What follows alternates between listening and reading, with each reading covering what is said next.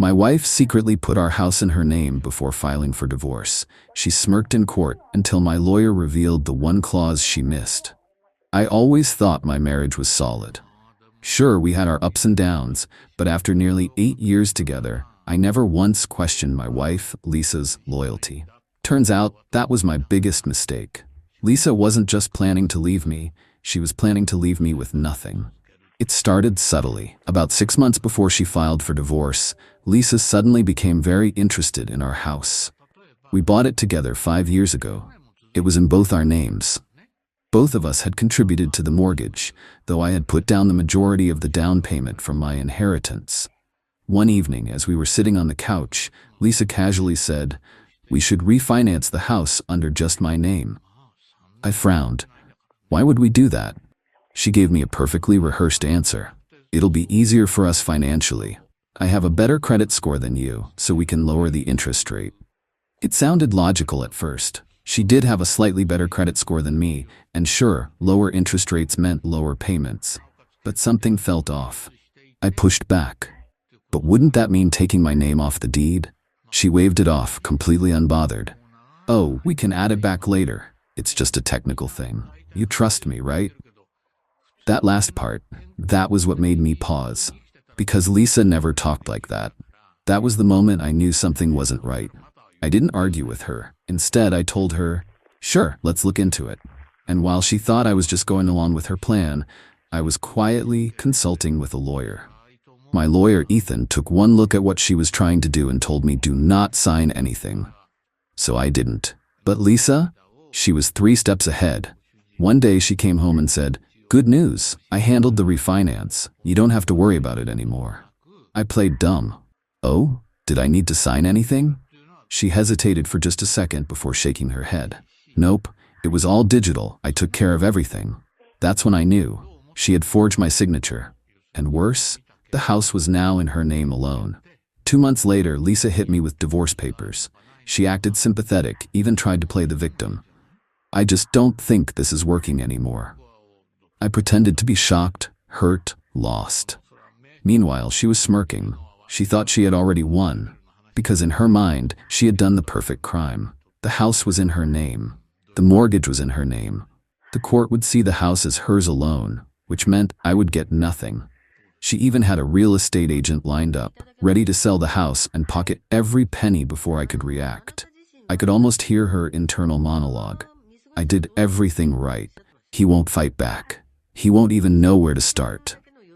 What she didn't know? I had already started, and she had made one fatal mistake. Lisa thought she had it in the bag.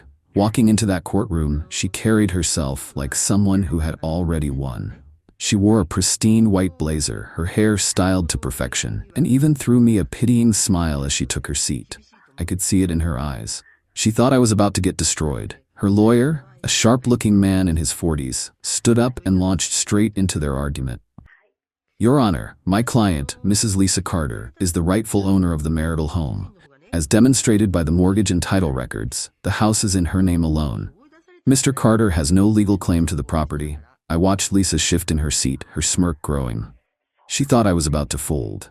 She thought I had no chance. I let them talk, and talk, and talk. Because the longer they spoke, the harder they'd fall. When they were done, my lawyer, Ethan, stood up. He took his time, flipping through some papers with deliberate ease. Then he spoke.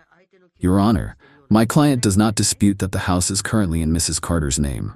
However, we have substantial evidence proving that the transfer of ownership was done fraudulently." Lisa's smirk flickered. Just for a second. The judge, a serious-looking woman in her 50s, adjusted her glasses. "Fraudulently? Please elaborate." Ethan nodded and walked over to the evidence table.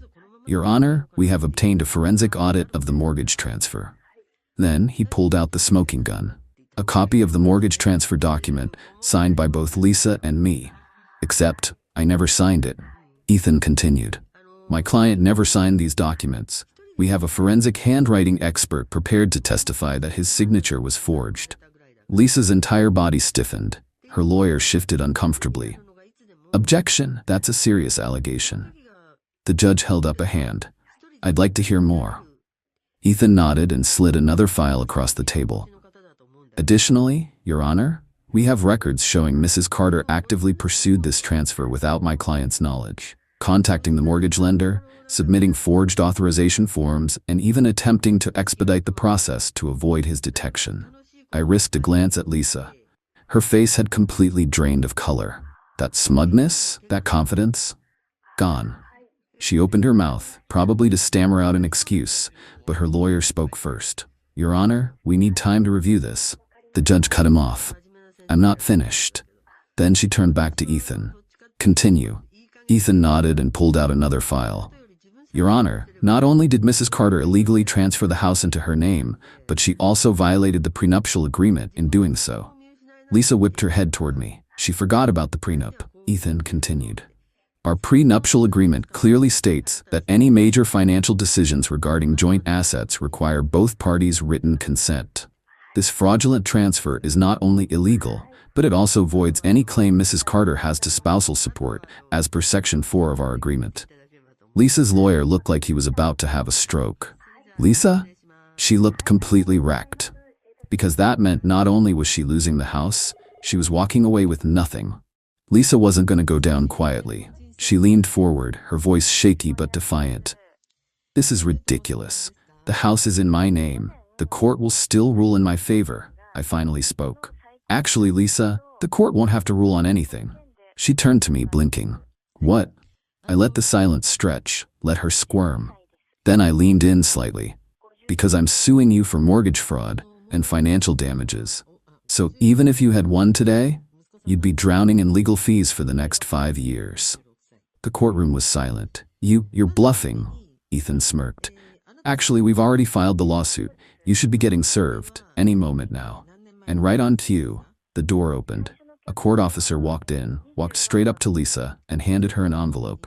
Lisa's hands shook as she opened it. Her eyes scanned the page. Then she snapped. You can't do this to me, she shrieked. I deserve that house. The judge slammed her gavel. Enough. Lisa immediately shrank in her seat. The judge took a deep breath before delivering the final verdict. Given the overwhelming evidence of fraud and contractual violation, the court finds in favor of Mr. Carter. The house will be returned to his name immediately, and Mrs. Carter will be responsible for all legal fees and any pending fraud charges. Boom. Game over. Lisa? She sat there, staring at nothing.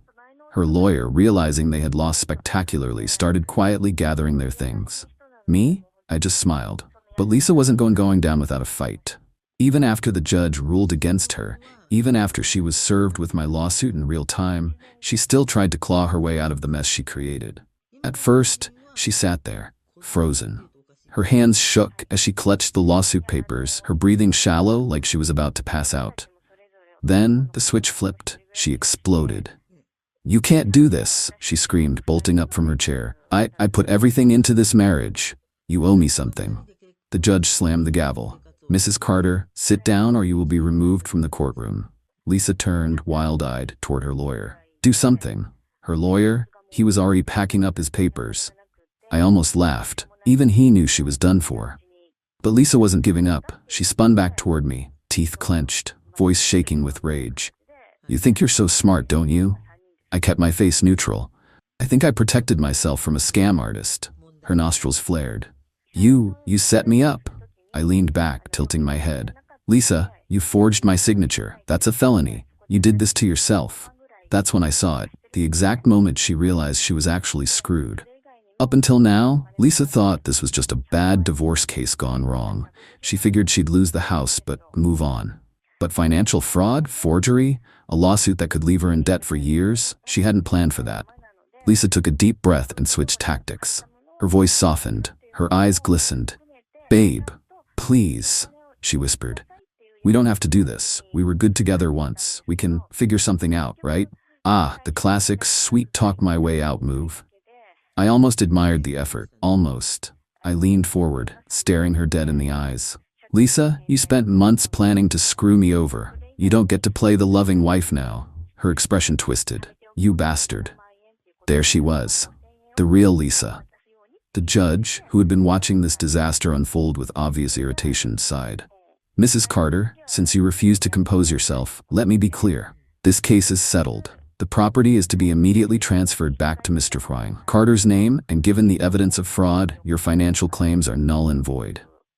Lisa's face twisted into horror. Additionally, the judge continued, given the severity of this case, I will be forwarding the evidence of signature forgery to the district attorney's office. They will decide whether to pursue criminal charges. Dead silence. Lisa's mouth opened. No words came out. She had lost the house, the money, the power. And now, she might be facing actual criminal charges. Her lawyer stood up, clearing his throat. Your Honor, in light of this ruling and my client's behavior, I would like to formally withdraw from this case. Lisa whipped around. What? Mrs. Carter, he sighed. I can't represent someone who actively committed fraud. You're on your own. And with that, he walked out. Lisa? She stood there, trembling, completely, utterly alone. Lisa turned back to me, her eyes wide, her chest heaving like she was about to cry. You did this to me. You ruined my life. I stood up, slowly buttoning my jacket. No, Lisa, you ruined your own life. I just made sure you didn't ruin mine too.